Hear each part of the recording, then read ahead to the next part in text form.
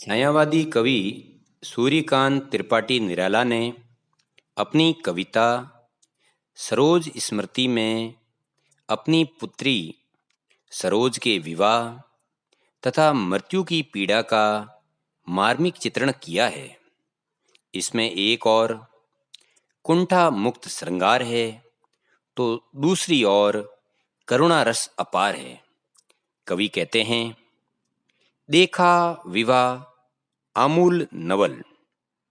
आमूल पूर्ण रूप से, नवल नया। तुझ पर शुभ पड़ा कलश का जल। कवि कहते हैं, मेरी पुत्री का विवाह पूर्ण रूप से नया तथा विचित्र है, क्योंकि विवाह संस्कार में शुभ कलश के जल के डालने का कार्य पिता को करना पड़ रहा है, क्योंकि कवि की पत्नी की मृत्यु हो चुकी है।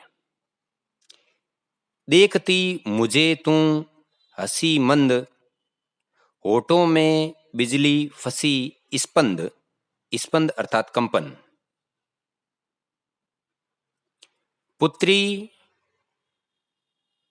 की मंद मुस्कान के साथ उसका देखना मानो इस बाती प्रतीत होता है कि कंपन के कारण होठों के बीच दिखने वाले दांत बादलों में बिजली जैसी आभा दे रहे हों।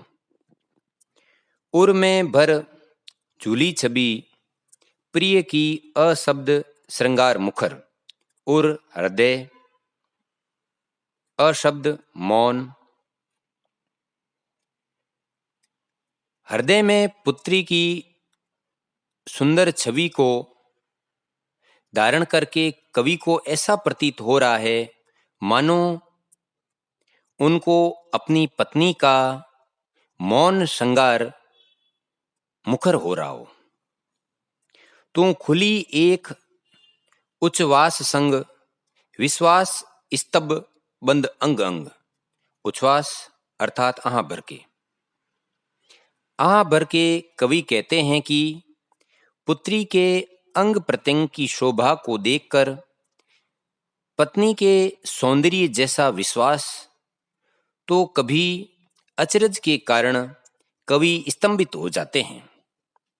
नत नयनों से आलोक उतर, कांपा अधरों पर थर थर थर। आलोक प्रकाश, अधर होठ, नथ झुके हुए।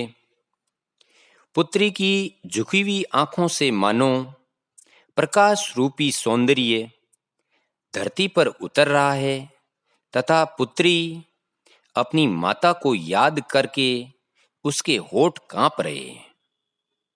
देखा मैंने वे मूर्ति दिति, मेरे वसंत की प्रथम गीति। दिति अर्थात प्यास अथवा पान।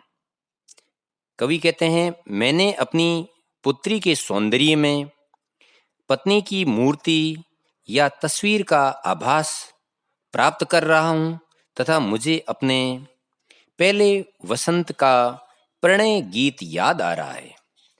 अगले पद में कवि इसी बात को आगे कहते हुए बताते हैं, श्रृंगार रहा जो निराकार, रस कविता में उच्छ्वसित दार। कवि अपनी पत्नी की याद करते हुए कहते हैं कि पत्नी का श्रृंगार जो आज मृत्यु के कारण निराकार हो गया है, जब पत्नी उनके साथ थी तो वे श्रृंगार रस की कविताओं के माध्यम से इसकी अभिव्यक्ति करते थे। गाया स्वर्गीय प्रिया संग, भरता प्राणों में राग रंग। आगे कवि कहते हैं, अपनी स्वर्गीय पत्नी के साथ वे प्रणय गीत गाकर अपने हृदय में उत्साह तथा उमंग को भरते थे। रति रूप प्राप्त कर रहा वही, आकाश बदल कर बना मही। रति कामदेव की पत्नी, मही पृथ्वी। कवि कहते हैं, पत्नी जैसा ही रति के समान सौंदर्य आज पुत्री को मानो प्राप्त हो रहा है और मेरी पत्नी का सौंदर्य पुत्री के रूप में आकाश से उतरकर धरती पर आ चुका है, ऐसी प्रतीति कवि को होती है। हो गया ब्याह आत्मी स्वजन, कोई थे नहीं न आमंत्रण। आगे कवि कहते हैं कि पुत्री सरोज के विवाह में आत्मीय जनों का अभाव था, क्योंकि कमजोर आर्थिक स्थिति के कारण उन लोगों को आमंत्रित नहीं किया गया था भेजा गया विवाह राग, बर रहा न घर निशी दिवस। विवाह राग, विवाह का सगुन, निशी रात्रि, दिवस दिन। आर्थिक कमी के चलते केवल विवाह का सगुन मात्र भेजा तथा घर में दिन रात संगीत की व्यवस्था न होने के कारण किसी को जागना भी नहीं पड़ा। प्रिय मौन एक संगीत भरा, नव जीवन के स्वर पर उतरा।